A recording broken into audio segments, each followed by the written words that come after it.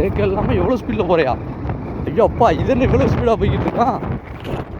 திரும்ப பழையபடி நம்ம இதோட அட்வென்ச்சர் ஆரம்பிச்சிருச்சு. மேலேருந்து திரும்ப கீழே இறங்குறோம். இந்த இடத்த எடுத்துக்கிடுவோமா? அங்கே யூ பண்ணி போய்க்கலாம்னு சொல்றியா? ஆனால் மேலே வர்றதுக்கு மட்டும்தான் பெட்ரோல் செலவு அத்துட்டு போகும் போலையே. கீழே போகிறதுக்கு ஒன்றுமே வராது போலையே. நம்மளோட அட்வென்ச்சர் எந்த அளவுக்கு இந்த மாதிரி இடங்கள் தான் கொஞ்சம் சிரமம். ஏன்னா பார்த்தீங்கன்னா ஓரமாக போகாத, மண் இருக்கிறனால ஓரமாக போகாத. இழுக்குது வண்டியை, பிரேக் நிற்க மாட்டேன். பிரேக் நிற்க மாட்டேதா? ஐயோ, வண்டியில் பிரேக் ஃபெயிலியர் ஆயிடுச்சுன்னு சொல்லிட்டு அப்படியே ஐயோ மேலேருந்து கீழே நம்ம ஓட்ட போகிறவே. பிடிக்கலாம் ஏட்டா இல்லைடா, புல்லட் பாடி ரேஞ்சுக்கு நம்மளை ஆக்கிட்டீங்க. அட படுவாய் போயிருக்கலாம்.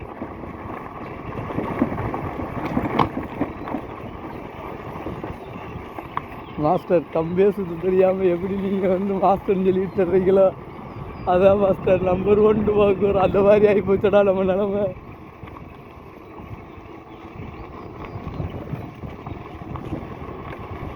வனாந்தர பள்ளத்துக்குள் நாம் போய்கொண்டிருக்கிறோம். இப்பொழுது வண்டி திரும்ப வேகமாக வண்டியை ஸ்டார்ட் பண்ணலை, அப்படியே தான் போய்கிட்டு இருக்கு. ஒரு இடத்துல கூட ஸ்டார்ட் பண்ணலைங்க, அப்படியே போய்கிட்டு இருக்கோம் நம்ம மாட்டை மேலேருந்து கீழே வரைக்கும். ஐயோ, எதுக்கு ஒரு கார் வேறு வேகமாக வருது. ஓகே கரெக்ட் கிராஸ் பண்ணிட்டேன். இந்த மாதிரி டேர்னிங்கில் வந்துட்டா தான் பிரச்சனை அந்த வண்டிங்கன்னா. அதுதான் நம்ம கவனமாக பார்த்துக்கிறணும். இந்த மாதிரி டேர்னிங் எவ்வளோ பெரிய டேர்னிங்னு பார்த்துக்கோங்க. ஃபுல் கவரேஜ் டேர்னிங்கை தான் காமிக்கிறேன்.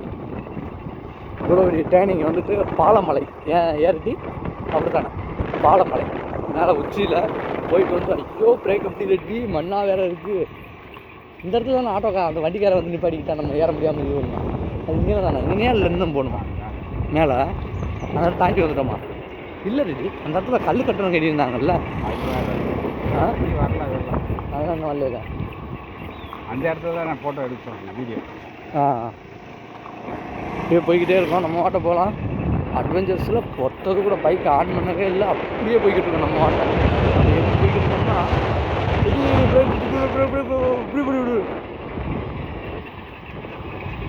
ஒரு வாட்டை 70-80 கிலோமீட்டர் நேரத்தில் போய்கிட்டு இருக்கு.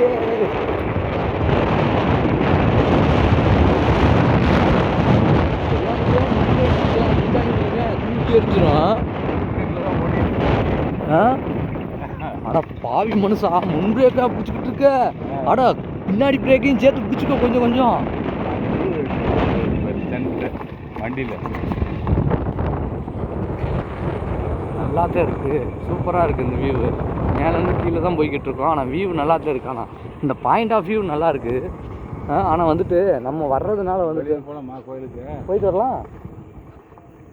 செங்கோதை தாயார் அங்கே மேலே அந்த நம்ம அங்கேயே வந்துட்டு கடைசியாக கும்பிட்டோம்ல செங்கோதை தாயார்னு சொல்லி, அதுக்கு உங்களுக்கு டவுன்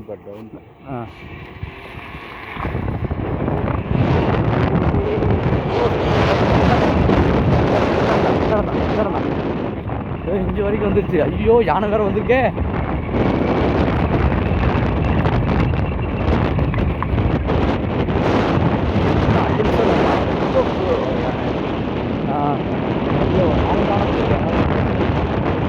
நாலஞ்சு யானை வந்துச்சுன்னா ஒன்றும் பிரச்சனை இல்லை, ஒரு யானை வந்தால் தான் பிரச்சனையா அப்படின்னு சொல்லியிருக்காங்க.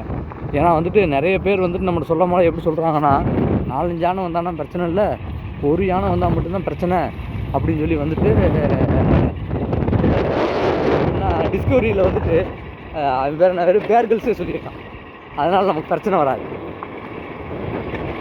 ஒரு யானை இருந்தால் தான் பெரிய பிரச்சனை, பல யானைகளுக்கு தான் ஒன்றும் பிரச்சனை இல்லை.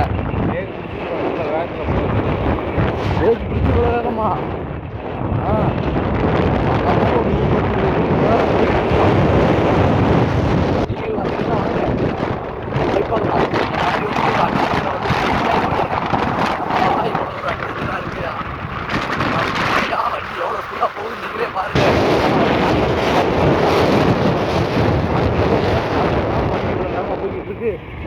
அதனால வந்துட்டு நம்ம வந்துட்டு எதுக்கு கொஞ்சம் கவனமாக தான் போனால் கூட. இந்த பெண்டை தான் சொன்னியா? ஓகே, எடுத்துக்கலாம். இந்த பெண்டை வந்து எடுக்கணும்னு எடுத்துக்கலாம். அடுத்த பெண்டை எடுத்துக்கலாமா? என்னாச்சு பார்த்து? ஏன் பிரேக்கு? சரி ஓகே கொஞ்சம் கவனமா.